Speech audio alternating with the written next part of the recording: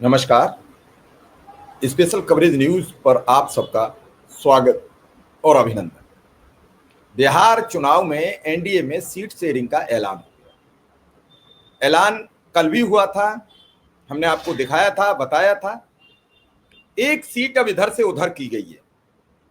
इस एक सीट के बाद जो आंकड़े हैं वो बीजेपी 101, जदयू 101, यानी अब छोटे बड़े का काम खत्म हो गया। अब दोनों भाई बराबर के हो गए हैं।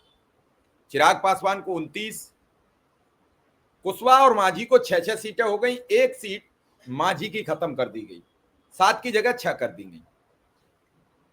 इस ऐलान के बाद बिहार में जो सरगर्मी तेजी से थी, धीरे धीरे समय बढ़ता चला जा रहा था, उस सभी सरगर्मी पर विराम लग गया है और अब पूरे जोशो खरोश से चुनाव मैदान में आ गया है। सामने ये आपकी तस्वीर है इंडिया गठबंधन की। एनडीए गठबंधन की ये सभी वो भावी लोग हैं जिनके बारे में चर्चा है। बिहार विधानसभा चुनाव को लेकर एनडीए में सीट शेयरिंग की घोषणा कर दी है। बीजेपी 101 सीटों पर चुनाव लड़ेगी, जदयू 101 सीटों पर चुनाव लड़ेगी। चिराग पासवान की पार्टी एलजेपी रामविलास 29 सीटों पर अपने प्रत्याशी उतारेगी। जीतनराम मांझी का हिंदुस्तानी अवाम मोर्चा हम 6 सीटों पर, उपेंद्र कुशवाहा की पार्टी 6 सीटें पर उम्मीदवार उतारेगी।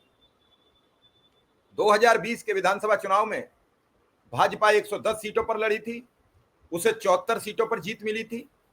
जनता दल यूनाइटेड 115 सीटों पर चुनाव लड़ा था और 43 सीटों पर जीता था।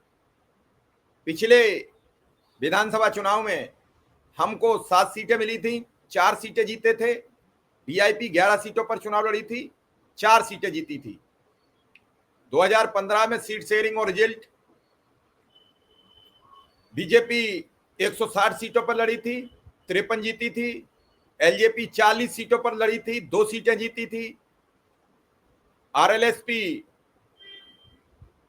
23 सीटों पर लड़ी थी, उपेंद्र कुशवाहा की 2 सीटें जीती थी। हम 20 सीटों पर लड़ी थी, 1 सीट जीती थी, यानी टोटल 58 सीटों पर भाजपा सिमट गई थी।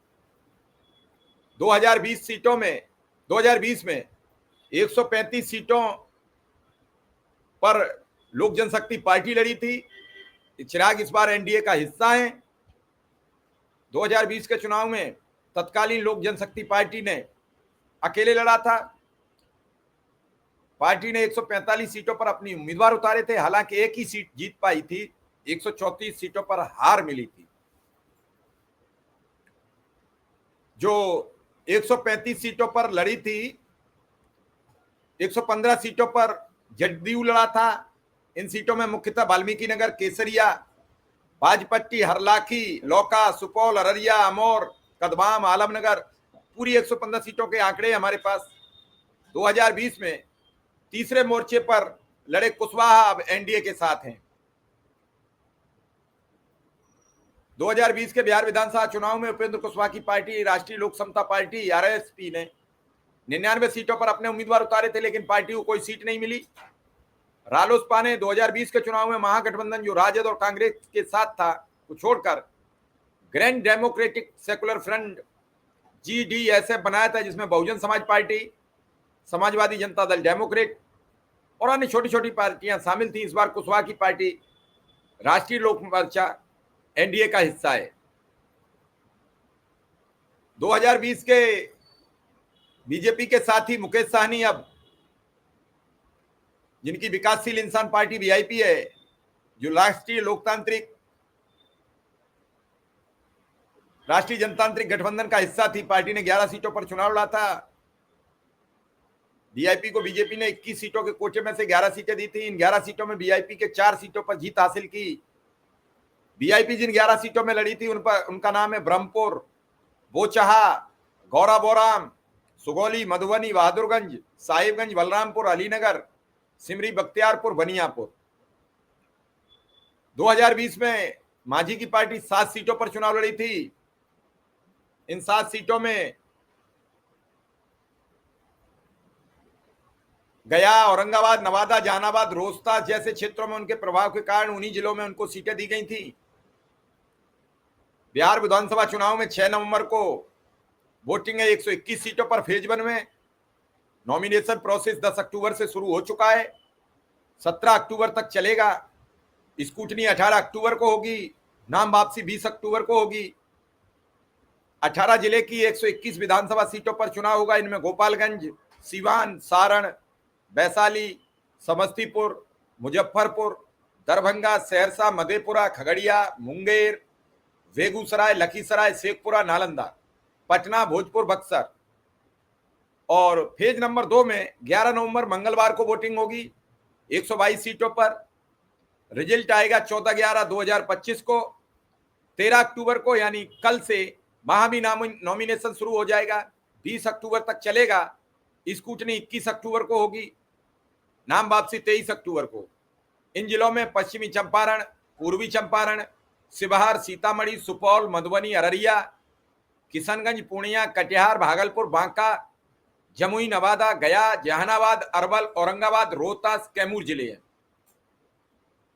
अब सीटों का ऐलान हुआ है, आपको हमने सारी सीटें बताई और इन सीटों के ऐलान के बाद अब एनडीए कल से अपना पर्चा फाइलिंग का काम शुरू कर देगा। बिहार में मौजूदा समीकरण 243 कुल सीटें हैं, 122 बहुमत का आंकड़ा है। सरकार के पास 80 बीजेपी के पास हैं, 45 जदयू के पास हैं, 4 सीटें हम की हैं, 2 निर्दलीय। 131 सरकार के पास हैं, विपक्ष के पास 77 आरजेडी के हैं, विपक्ष में 19 कांग्रेस के हैं, 15 लेफ्ट के हैं, 1 एआईएमआईएम का है। 112 सीटें विपक्षी दलों के पास हैं। इस बार जो तीसरा मोर्चा नहीं बन पाया है उसमें तीसरे मोर्चे की भूमिका में प्रशांत किशोर हैं। प्रशांत किशोर ने अपने 51 उम्मीदवार घोषित कर दिए हैं, बड़ी तादाद में उन्होंने मुस्लिम उम्मीदवार घोषित किए हैं। और आपके सबके सामने जो एक और पार्टी दिख रही है वो है एआईएमआईएम यानी ओवैसी की पार्टी। वो भी लगभग 80 सीटों पर मन बना रहे हैं, कोशिश में है वो सभी सीटों पर लड़ने की, लेकिन क्या लड़ पाएंगे या नहीं लड़ पाएंगे। लेकिन बिहार में जिस प्रकार से आज मांझी ने चिराग पासवान को फंसा दिया और चिराग पासवान को जो 29 उस दिन मिल रही थी वही अब मिल रही हैं, तो चिराग पासवान कुछ खास कर नहीं पा रहे हैं, रूठ रहे हैं, फिर मन जाते हैं, मन रहे हैं, रूठ रहे हैं। ये रूठने मनाने का दौर चल रहा है। कल के बाद 3 दिन और नॉमिनेशन के बचेंगे। 180 सीटों 121 सीटों का ये नॉमिनेशन का काम पूरा हो जाएगा। तो उम्मीद है कि ये नॉमिनेशन का काम अब जल्द से जल्द पूरा होगा और इसके साथ इन सभी सीटों पर जो कुहासा छाया हुआ है वो हट जाएगा और शुरू हो जाएगा बिहार में चुनावी प्रक्रिया। तो जनता दल यूनाइटेड जो बड़े भाई की भूमिका में रहता था, इस बार बराबर की भूमिका में नीतीश कुमार अब बड़े भाई की भूमिका में नहीं रहेंगे। एक दौर हुआ करता था जब नीतीश कुमार 150 पे लड़ते थे, बाकी पे बीजेपी लड़ती थी। अब 101 पर बीजेपी लड़ेगी, 101 पर ही जदयू लड़ेगा। 29 सीटें तेजस्वी के खाते में जाएंगी। अभी तक 100 101 थे और जो एक सीट मांझी कूद रहे थे 7 और 6 पर, वो एक सीट बीजेपी ने अपने खाते में ले ली, यानी बीजेपी ने अपनी एक सीट बढ़ा ली मांझी और उपेंद्र कुशवाहा की लड़ाई में। अब उपेंद्र कुशवाहा 6 सीटों पर मानेंगे या नहीं मानेंगे, ये सवाल अभी बना हुआ है और इस सवाल का अभी कोई फिलहाल जवाब नहीं मिला है। ये जब जवाब मिलेगा तब तय होगा पूरा प्रोग्राम और पूरा सिस्टम कि आखिर क्या करेंगे मांझी, क्या करेंगे उपेंद्र कुशवाहा और क्या करेंगे चिराग पासवान। सबके हिसाब से अगर आप अलग थलग बात देखोगे तो बहुत कुछ अलग अलग नजर आएगा, क्योंकि सब चाहते हैं न्याय और न्याय के साथ सब ये भी चाहते हैं कि हमें ज्यादा सीटें मिले, हमारे ज्यादा विधायक बने, हमारा ज्यादा दबाव हो, हम सरकार में हिस्सेदारी ज्यादा करें। लेकिन क्या इन दबावों के आगे कोई झुकने वाला है? भारतीय जनता पार्टी अपने मुताबिक काम करती है, ये उसने अपना बना रखा है। दबाव से, सिस्टम से। वो जो कहती है, ये जो मूर्तियां दिख रही हैं, ये वही कहेंगी जो वो चाहेंगे। चिराग पासवान रूठे रूठे घूमे, आखिर माने? मांझी जी रूठे रूठे घूम रहे हैं, माने?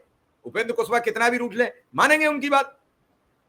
अब जल्दी से ये सब फाइनल हो तो उम्मीदवारों की सूची आए। उम्मीदवार हड़बड़ा रहे हैं, प्रपत्र कैसे बनेंगे, कैसे पर्चे दाखिल करेंगे, कैसे कागज बनवा पाएंगे? एकाएक उम्मीदवार बदल गया या एकाएक कोई बदल गया।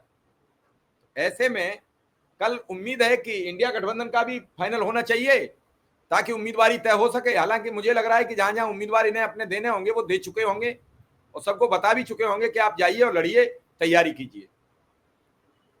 तो फिलहाल इस खबर में इतना ही। आप सबका आभार, धन्यवाद और नमस्कार।